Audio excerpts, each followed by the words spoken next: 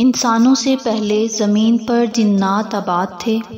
یہ کئی ہزار سال تک حکومت کرتے رہے، آسمان پر آتے جاتے تھے، زمین کی فصلوں سے فائدہ اٹھاتے تھے۔ پھر انہوں نے زمین پر قتل و غارت گری شروع کر دی۔ ان کی خون ریزی کی وجہ سے اللہ تعالیٰ نے فرشتوں کو حکم دیا، جنات کو زمین سے دور کر دو تاکہ ان کے فساد سے زمین پاک ہو جائے۔ اللہ کا حکم سنتے ہی فرشتوں نے جنات کو مار مار کر پہاڑوں، جنگلوں اور جزیروں میں پہنچا دیا۔ ابلیس یعنی شیطان بھی ان میں شامل تھا۔ اس کا نام عزازیل تھا۔ اپنے علم اور عبادت کی زیادتی کی وجہ سے دوسرے جنات سے بڑھ چڑھ کر ممتاز اور فرشتوں میں رہتا تھا۔ جب جنات کو مار مار کر پہاڑوں وغیرہ پر دھکیل دیا گیا تو یہ فرشتوں کے ساتھ آسمان پر گیا۔ اس نے باری تعالیٰ سے عرض کی، یا باری تعالیٰ، میں اور میری اولاد ان فسادات میں شریک نہیں تھے۔ فرشتوں نے بھی اس کے علم اور عبادت کی وجہ سے اس کی سفارش کی۔ اس طرح یہ فرشتوں کے مار سے محفوظ رہا اور اسے جنگلوں اور پہاڑوں کی طرف نہ دھکیلا گیا۔ اب یہ فرشتوں کے ساتھ رہنے لگا اور اللہ تعالیٰ کی پہلے سے بھی زیادہ عبادت کرنے لگا۔ ساتھ خود کو زمین کا مالک سمجھنے لگا، کیونکہ کوئی اور جن زمین پر نہیں رہ گیا تھا۔ اب اس نے کیا طریقہ اختیار کیا کہ اللہ تعالیٰ جب فرشتوں کو کوئی حکم دیتے تو یہ بھی سن لیتا اور ان سے پہلے لپٹ لپٹ کر وہ کام انجام دے ڈالتا، یا فرشتوں کے ساتھ اس کام کو انجام دیتا۔ اس طرح آسمان میں فرشتوں کے درمیان اس کی قدر میں اضافہ ہو گیا۔ ان حالات میں یہ امید کرنے لگا کہ اب اللہ تعالیٰ اسے زمین میں اپنا خلیفہ مقرر کر دیں گے۔ پھر اللہ تعالیٰ کا ارشاد فرشتوں تک پہنچا، بے شک میں زمین میں اپنا خلیفہ مقرر کرنے والا ہوں۔ اس ارشاد سے اس نے جان لیا کہ یہ قدر اور منزلت اللہ تعالیٰ اسے نہیں دے گا۔ اس طرح اس میں حسد کا مادہ پیدا ہوا۔ اللہ تعالیٰ نے جنات کو لو والی آگ سے پیدا فرمایا تھا۔ ان حالات میں اللہ تعالیٰ نے حضرت آدم علیہ السلام کو پیدا کرنے کا ارادہ فرمایا۔ اللہ رب العزت نے فرشتوں سے فرمایا، بے شک میں زمین میں ایک خلیفہ پیدا کرنے والا ہوں۔ اللہ رب العزت کا یہ اعلان سن کر فرشتوں نے جان لیا کہ حضرت آدم علیہ السلام اللہ کے برگزیدہ بندے ہوں گے۔ ان کی پیدائش سے پہلے ہی منادی کر دی گئی ہے، اور یہ کہ وہ اللہ کے نائب ہوں گے۔ یہاں تک تو انہوں نے کچھ نہ کہا، لیکن جب انہیں معلوم ہوا کہ حضرت آدم علیہ السلام کے خمیر میں شہوت اور غصہ وغیرہ رکھے گئے ہیں تو انہوں نے نہایت انکساری سے عرض کیا، الہی، ایسے شخص کو خلیفہ بنانے کی کیا ضرورت ہے؟ تیری تسبیح کے لیے ہم فرشتے موجود ہیں۔ یہ زمین میں فساد کرے گا، خون بہائے گا، اور ہم تیری تسبیح کرتے ہیں، تیری پاکیزگی بیان کرتے ہیں۔ اس پر اللہ تعالیٰ نے فرمایا، جو میں جانتا ہوں وہ تم نہیں جانتے۔ فرشتوں نے یہ بات اعتراض یا حسد کی بنیاد پر نہیں کہی تھی، انہوں نے جنات کی حرکات کو دیکھا تھا، اس لیے یہ بات کہی تھی۔ فرشتے چونکہ نوری مخلوق ہیں، ان میں حسد اور غصہ وغیرہ ہے ہی نہیں، جبکہ اور ہر مخلوق میں یہ چیزیں ہیں، اس لیے انہوں نے یہ بات کہی تھی۔ اس پر پروردگار نے فرمایا، تمہارا علم وہاں تک نہیں پہنچ سکتا جہاں تک میں جانتا ہوں۔ ان میں انبیاء، صدیقین، شہداء، عابدین، زاہد، اولیاء اور نیکوکار ہوں گے جو میرا قرب حاصل کرنے والے ہوں گے۔ ان میں علماء اور صلحاء ہوں گے، پرہیزگار ہوں گے۔ پھر پروردگار نے فرشتوں سے کہا، زمین سے ہر رنگ کی مٹی، سفید، سرخ، سیاہ، نرم، سخت، شور والی، ہر طرح کی ایک ایک مٹھی مٹی اٹھا کر لے آؤ، میں ایک مخلوق پیدا کرنا چاہتا ہوں۔ حضرت جبریل علیہ السلام زمین پر اترے اور چاہا کہ ایک مٹھی اٹھا لیں۔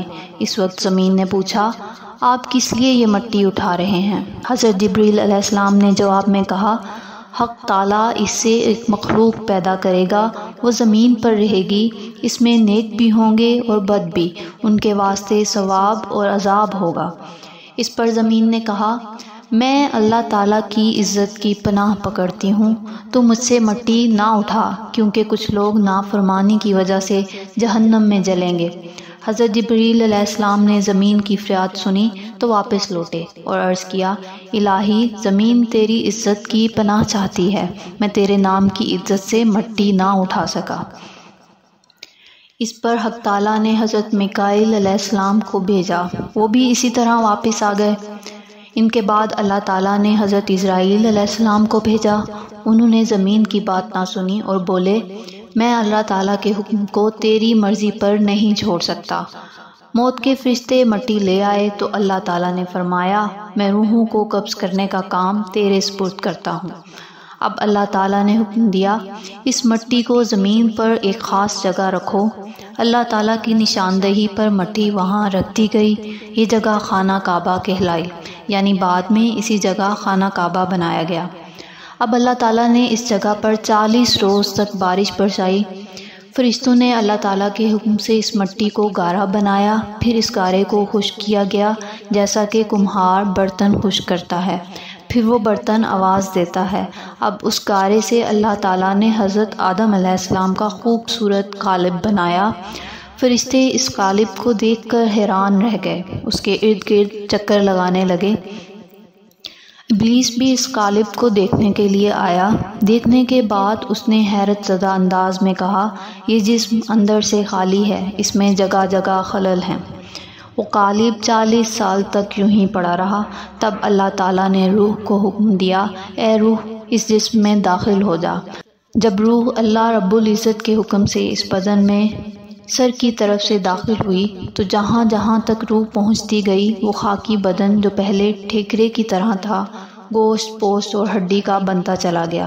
جب روح سینے تک پہنچی تو حضرت آدم علیہ السلام نے اٹھنے کا ارادہ کیا، لیکن زمین پر گر گئے۔ اس وقت اللہ تعالیٰ نے فرمایا، انسان جلد باز پیدا کیا گیا۔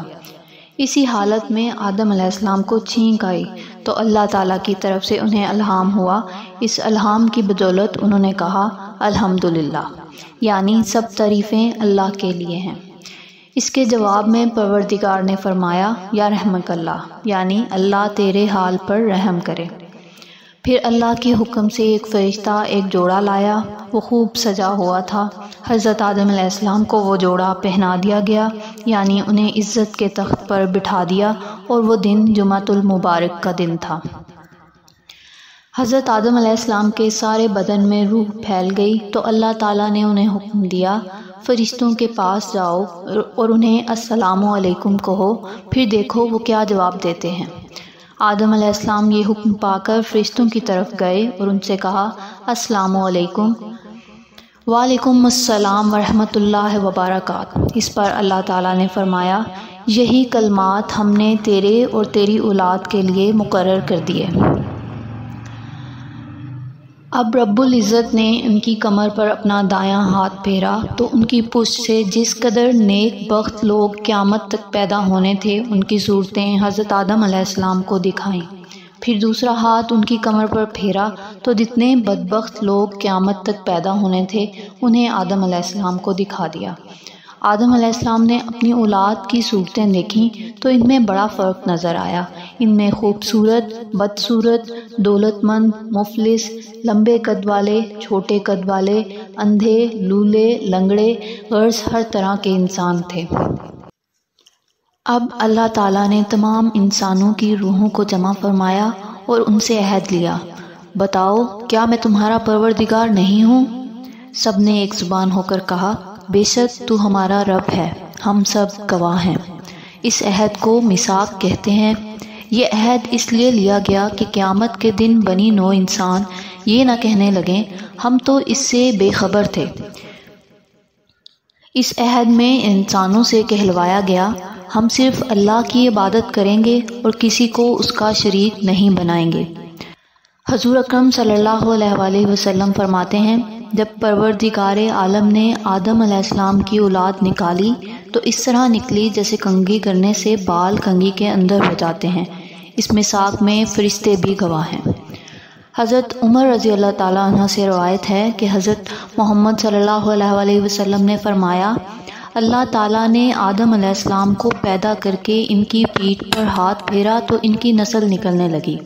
تب اللہ تعالیٰ نے فرمایا فلاں فلاں تو جنتی ہیں کیونکہ وہ اہل جنت کا ہی عمل کریں گے، اور یہ دوزخی ہیں کیونکہ وہ دوزخیوں جیسا عمل کریں گے۔ اس پر کسی نے عرض کیا اے اللہ کے رسول، جب وہاں طے ہو چکا ہے تو پھر عمل کرنے کی کیا ضرورت ہے؟ آپ صلی اللہ علیہ وآلہ وسلم نے فرمایا اللہ کا وہی بندہ جنت کے لیے پیدا کیا گیا ہے جس کے عمل جنتیوں کے ہوں گے، اور دوزخی وہی ہوگا جو دوزخیوں کے کام کرے گا اور توبہ سے پہلے اسی عمل پر مر جائے گا۔ حضور اکرم صلی اللہ علیہ وآلہ وسلم فرماتے ہیں جب روحیں آدم علیہ السلام کے بدن سے ظاہر ہوئیں تو ہر انسان کے ماتھے پر ایک روشنی چمک رہی تھی۔ ساری نسل کو حضرت آدم علیہ السلام کے سامنے پیش کیا گیا۔ آدم علیہ السلام نے پوچھا یہ کون ہے؟ اللہ تعالیٰ نے فرمایا یہ تمہاری نسل ہے۔ ان میں سے ایک چہرے پر بہت زیادہ روشنی تھی۔ آدم علیہ السلام نے پوچھا یہ کون ہے؟ اللہ تعالیٰ نے فرمایا یہ داؤد ہیں۔ آدم علیہ السلام نے پوچھا ان کی عمر کتنی ہے؟ اللہ تعالیٰ نے فرمایا 60 سال۔ اس پر حضرت آدم نے عرض کیا اے پروردگار، میں اپنی عمر کے 40 سال انہیں دیتا ہوں۔ اس طرح حضرت آدم کی عمر 40 سال کم کر دی گئی۔ چنانچہ جب موت کا فرشتہ آپ کی روح قبض کرنے کے لیے آیا تو آپ نے فرمایا ابھی تو میری عمر کے 40 سال باقی ہیں۔ اللہ تعالیٰ نے فرمایا یہ 40 سال تو نے اپنے بیٹے داؤد کو نہیں دیے تھے؟ آدم علیہ السلام نے انکار کیا، پس یہی انکار ان کی نسل میں رچ بس گیا، کیونکہ آدم علیہ السلام بھول گئے تھے۔ یہ بھول چوک اب آپ کی نسل میں بھی ہے۔ آدم علیہ السلام نے اپنی نسل میں بیمار، کوڑی، برس والے، اندھے، کانے، لنگڑے، لولے، بدصورت، خوبصورت اور سبھی طرح کے لوگ دیکھے۔ ان میں انبیاء سراپائے نور تھے۔ اس میں ساکھ یعنی عہد کے آسمان اور زمین بھی گواہ بنے تاکہ قیامت میں کوئی عذر نہ بیان کر سکے۔ حضرت آدم نے جب اپنی اولاد کی اتنی کثرت دیکھی تو پوچھا اے پروردگار عالم، یہ دنیا میں کس طرح سمائیں گے؟ اس پر اللہ تعالیٰ نے فرمایا کسی کو زمین میں رکھوں گا اور کسی کو ماؤں کے پیٹوں میں رکھوں گا اور کسی کو باپوں کی پشت میں رکھوں گا۔ جب حضرت آدم علیہ السلام پیدا ہو گئے تو انہیں تمام چیزوں کا علم دیا گیا، چیزوں کی خاصیتوں کا علم دیا گیا۔ یہ علم نہ دیا جاتا تو وہ زمین میں اللہ تعالیٰ کے خلیفہ ہونے کا حق نہ ادا کر پاتے۔ اللہ تعالیٰ قرآن کریم میں فرماتے ہیں اور اللہ نے چیزوں کے نام آدم کو سکھا دیے، پھر وہ چیزیں فرشتوں کے سامنے رکھیں، پھر ان سے فرمایا اگر تم سچے ہو تو ان چیزوں کے نام بتاؤ۔ فرشتے جواب نہ دے سکے کیونکہ بشری ضروریات کا انہیں کچھ علم نہیں تھا، نہ انہیں ان چیزوں کے بارے میں بتایا گیا تھا۔ لہٰذا انہوں نے کہا آپ کی ذات پاک ہے، ہمیں معلوم نہیں مگر اسی قدر جتنا آپ نے ہمیں سکھایا ہے، بلا شبہ آپ بڑے علم والے اور حکمت والے ہیں۔ اب اللہ تعالیٰ نے حضرت آدم علیہ السلام سے فرمایا اے آدم، تم ان چیزوں کے نام بتاؤ۔ آپ نے تمام چیزوں کے نام اور خواص بتا دیے۔ تب پروردگار نے فرمایا میں نے تم سے کہا نہیں تھا کہ میں آسمانوں اور زمین کی تمام پوشیدہ چیزوں کو جانتا ہوں، اور جو کچھ تم ظاہر کرتے ہو اور جو کچھ پوشیدہ رکھتے ہو سب مجھے معلوم ہے۔ اب جب اللہ تعالیٰ نے آدم علیہ السلام کی برتری فرشتوں پر ثابت کر دی تو فرشتوں کو آدم علیہ السلام کی تعظیم بجا لانے کا حکم دیا۔ اللہ تعالیٰ نے فرمایا آدم کے لیے سجدہ کرو، پس سب نے سجدہ کیا مگر شیطان یعنی ابلیس نے انکار کیا۔ اس پر اللہ تعالیٰ نے فرمایا اے ابلیس، تو نے سجدہ کیوں نہیں کیا جبکہ میں نے حکم دیا تھا؟ ابلیس نے جواب دیا میں آدم سے بہتر ہوں، مجھے آگ سے پیدا کیا گیا اور اسے بجنے والی مٹی سے پیدا کیا۔ اس نے غرور کیا، اللہ کا حکم ماننے سے انکار کیا، چنانچہ کافروں میں سے ہو گیا۔ اللہ تعالیٰ نے فرمایا نکل جا اس جگہ سے، بے شک تو دھتکار دیا گیا ہے، تجھ پر قیامت تک لعنت ہے۔ یہ حکم سن کر شیطان نے کہا اے میرے رب، مجھے اس دن تک کے لیے ڈھیل دے کہ جس دن اٹھائے جائیں مردے، یعنی مجھے قیامت کے دن تک موت نہ آئے، موت کی سختی سے بچا رہوں۔ اللہ تعالیٰ نے اسے فرمایا بے شک میں نے تجھے قیامت کے دن تک ڈھیل دی۔ جب اللہ تعالیٰ نے اس سے یہ وعدہ فرما لیا تو اس نے کہا قسم ہے تیری عزت کی، میں ان سب کو گمراہ کروں گا، لیکن جو تیرے خاص بندے ہوں گے جن پر تیری رحمت ہوگی وہ مجھ سے بچ جائیں گے۔ اس پر اللہ تعالیٰ نے فرمایا میری بات بھی سچی ہے، میں سچ کہتا ہوں اور ہمیشہ سچ کہا کرتا ہوں، بے شک میں دوزخ کو تجھ سے اور تیرے ماننے والوں سے بھر دوں گا۔ اللہ تعالیٰ نے اس سے یہ بھی فرمایا تو نے میرے حکم کی مخالفت کی ہے، اب تو ہمیشہ لعنتی رہے گا۔ شیطان پر پھٹکار ڈالنے اور حضرت آدم علیہ السلام کو علم ظاہر کرنے کے بعد ان پر اونگ ڈال دی گئی۔ پھر اللہ تعالیٰ نے ان کی بائیں پسلی سے حضرت حوا کو پیدا کیا۔ فرشتوں نے حضرت آدم کی پسلی کو چیر کر حضرت حوا کو نکالا، پھر پسلی کو سی دیا گیا۔ آدم علیہ السلام کو اس آپریشن کی خبر تک نہ ہوئی۔ ان کی آنکھ کھلی تو حضرت حوا کو اپنے پہلو میں دیکھا۔ اب ان دونوں کو حکم ہوا اے آدم، تم اور تمہاری بیوی جنت میں رہو اور جہاں سے چاہو خوب کھاؤ، بس ایک درخت کے قریب نہ جانا ورنہ تم ظالموں میں سے ہو جاؤ گے۔ مطلب یہ کہ اللہ تعالیٰ نے حکم دیا کہ خوب کھاؤ پیو، جنت میں سکون اور اطمینان سے رہو، صرف ایک درخت کے قریب نہ جاؤ۔ یہ بھی دراصل ایک امتحان تھا۔ اس طرح دونوں جنت میں رہنے لگے۔ ادھر ابلیس بہت بے چین تھا، وہ بہت حسد محسوس کر رہا تھا۔ آخر وہ جنت میں داخل ہوا اور ان دونوں کے سامنے گیا، پھر ان سے کہنے لگا تم جانتے ہو تمہارا کیا انجام ہوگا؟ آخر کو تمہارے لیے موت ہے۔ حضرت آدم علیہ السلام نے پوچھا موت کیا چیز ہے؟ اس سوال کے جواب میں شیطان نے موت کی کیفیت بتائی۔ اس کیفیت کو سن کر دونوں کو خوف محسوس ہوا۔